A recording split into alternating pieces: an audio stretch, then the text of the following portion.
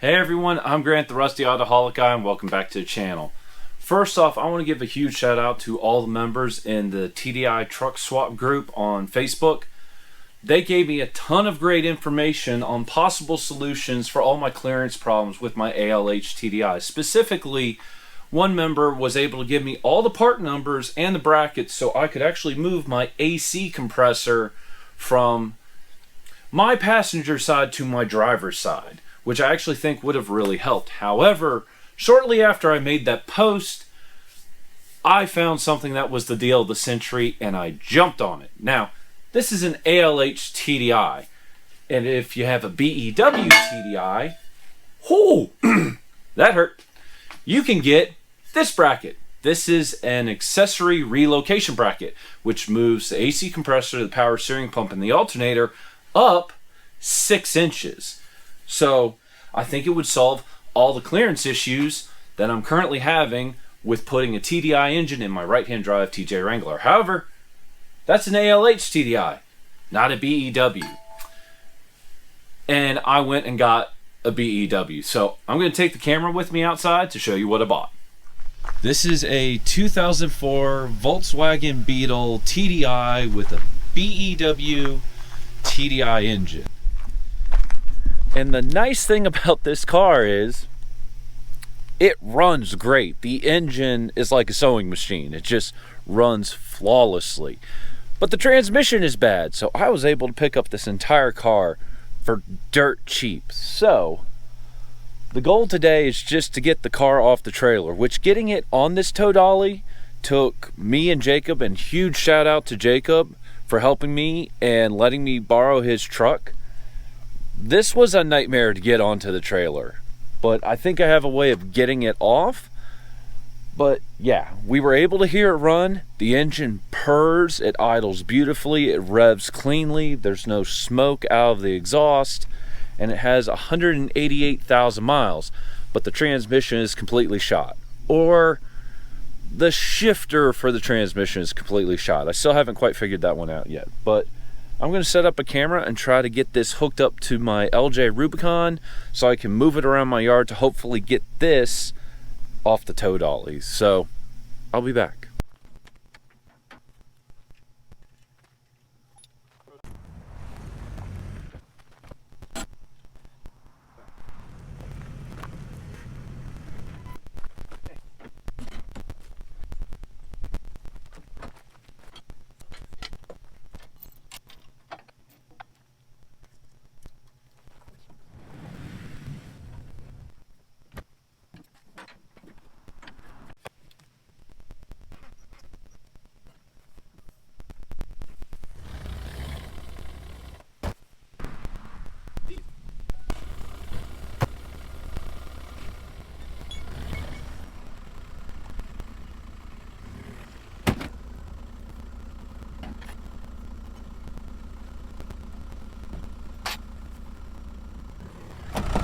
It's a little bit more exciting than I was hoping for, but as you can see, this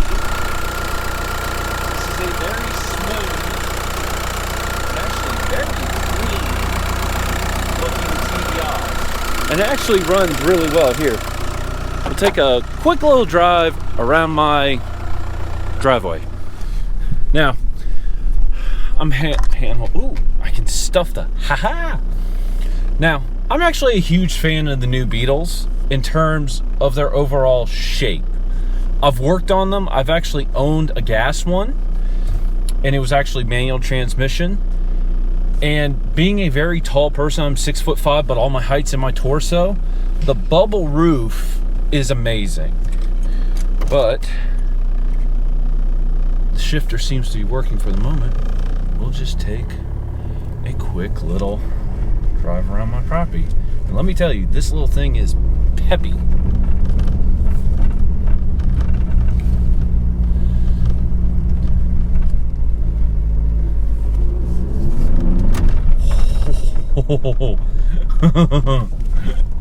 It's got some power. Oh, yeah. This is gonna be fun. Just pull it right here for now. I'll take the camera. So, as you can see, hopefully, it has 188,000 miles. I actually could probably pull all the diesel fuel out of this tank and fill my Wrangler, which I'm probably going to do. And the engine just revs beautifully. Anyway, we are going to cut this off for now, even though I also know that means the battery is more than likely dead. But that's fine, I can just jump it. But I think this engine is going to work really well for my TJ Wrangler. I think it's going to do exactly what I want, and mixing in that relocation bracket so I can lift all the accessories up 6 inches, along with the 20-degree adapter that I'm getting from KubotaSwappers, which is going to tuck the turbo in more away from my steering components and also lift everything a little bit else. It solves all the problems I was running into. The other nice thing about buying an entire vehicle is there were still some things I was going to have to get for this. So I've already bought another wiring harness from Fast Forward Automotive. I've gotten a stage 2 tune since I have a boost and EGT gauge.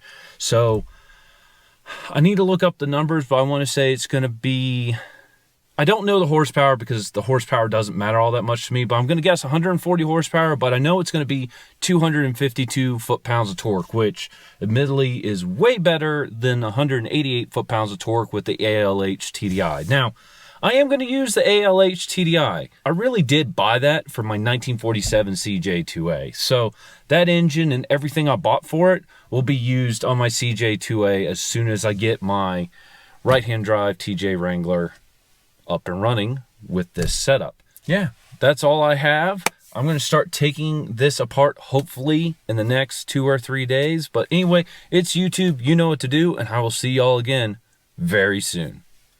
Goodbye.